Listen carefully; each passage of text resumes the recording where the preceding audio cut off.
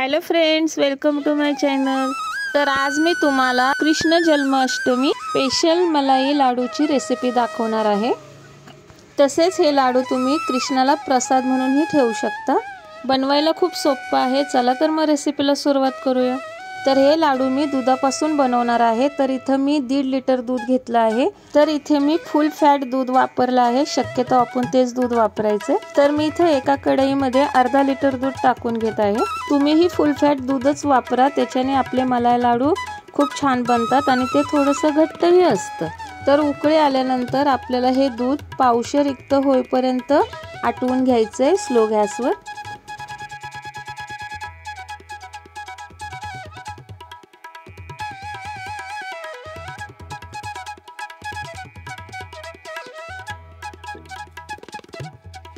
तर दुसरीकडे मी 1 लिटर जे दूध आहे एका पातेल्यामध्ये गरम करायला ठेवलं आहे।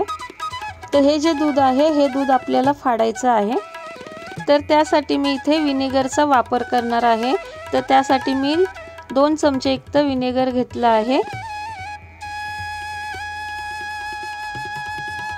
आणि त्यामध्ये 2 चमचे इतकं पाणीही टाकलं आहे। तर इथे मी केसर घेतलं आहे। ते आपल्याला 20 रुपयाचं पॅकेट कुठेही दुकानात भेटून जातं।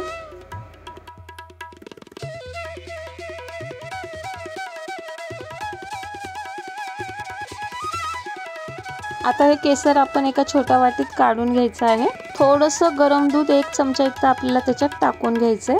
तर जेव्हा आपले लाडू तयार होतील त्यावर आपल्याला हे टाकायला छान दिसणार आहे याचा कलर आपल्या लाडवांवरती। तर तुम्ही बघू शकता दुधाला उकळी आले आहे। तर ते आपण जे विनेगर आणि पाणी मिक्स केलं होतं ते अर्ध त्याच्यात टाकून घ्यायचं आहे।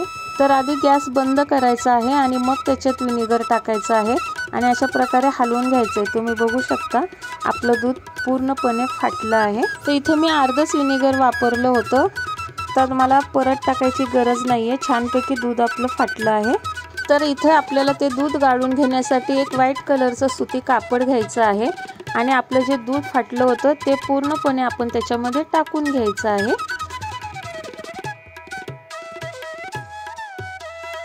आता आपण त्याचं जे पाणी आहे ते थोडंसं अशा हलक्या हाताने काढून टाकायचं आहे।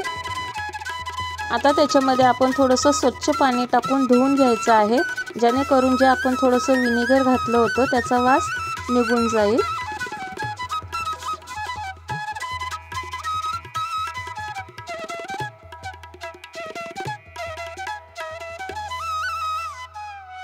तर आता आपण याला एकदम घट्ट असं पिळून घ्यायचं आहे। थोडंही पाणी त्याच्यात शिल्लक राहता कामा नये। आता आपण हे असंच 5-10 मिनिटं ठेवून घ्यायचं आहे पाणी नितळण्यासाठी। त्यानंतर आपल्याला ते एका प्लेटमध्ये काढून घ्यायचं आहे आणि मी त्याच्यामध्ये इथे 1 चमचा इतकी दुधाची शाई टाकत आहे। तुमच्याकडे नसेल तरी हरकत नाही। आता आपण ह्याला छानपैकी असं हाताने मळून घ्यायचं आहे। आपण जे लाडू बनवणार आहे ते कडक नाही व्हावं म्हणून आपल्याला हे छानपैकी असं सॉफ्ट करून घ्यायचं आहे हाताच्या मदतीने।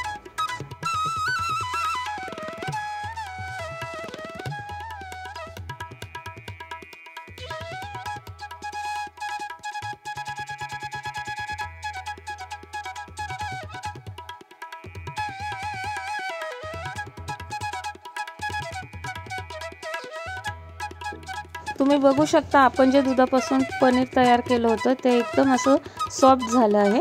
तुम्ही बघू शकता आपण जे दूध आटवायला ठेवलं होतं ते बऱ्यापैकी आटून झालं आहे। अर्धा लिटर दूध आपण टाकलं होतं, तर इथे पाव लिटर इतकंच दूध आटून राहिलं आहे। कडाला जी शाई जमा झाली आहे तीही आपल्याला अशा प्रकारे काढून मध्ये घ्यायची आहे। आता आपण जे दूध फाडून पनीर तयार केलं होतं ते त्याच्यामध्ये टाकून घेऊया। अशा प्रकारे आपल्याला सर्व ते त्याच्यामध्ये टाकून घ्यायचं आहे। अर्धा चमचा इतकी आपल्याला याच्यामध्ये इलायची पावडर टाकायची आहे। इथे मी अर्धा वाटी इतकी साखर वापरली आहे। तर तुम्ही तुमच्या आवडीप्रमाणे साखर वापरू शकता। मीडियम गॅसवरती आपल्याला याला छानपैकी हलवून घ्यायचं आहे। तर आपल्याला हे थोडंसं कोरडं होईपर्यंत हलवत राहायचं आहे आणि आपल्याला हे सारखं हलवत राहायचं आहे, नाहीतर खाली लागण्याची शक्यता असते। तर तुम्ही बघू शकता बऱ्यापैकी इथं मोकळं झालं आहे। खूप जास्तही आपल्याला ते कोरडं करायचं नाहीये। थोडासा ओलसरपणा आपल्याला त्याच्यामध्ये ठेवायचा आहे। कढईला जी मलाई लागलेली आहे तीही आपल्याला व्यवस्थित काढून घ्यायची आहे।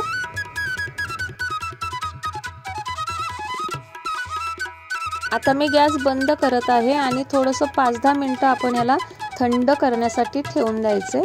त्यानंतर थोडंसं थंड झाल्यानंतर चमच्याच्या मदतीने अशा प्रकारे आपण ते हातावर घ्यायचे आणि त्याला थोडंसं असं दाबून त्याचा गोळा तयार करायचा आहे। हलक्या हाताने आपल्याला ते दाबायचं आहे। तुम्ही बघू शकता कशा प्रकारे गोल असा लाडू झाला आहे।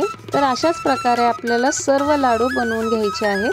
तर इथे मी डब्यामध्ये सर्व लाडू करून ठेवणार आहे।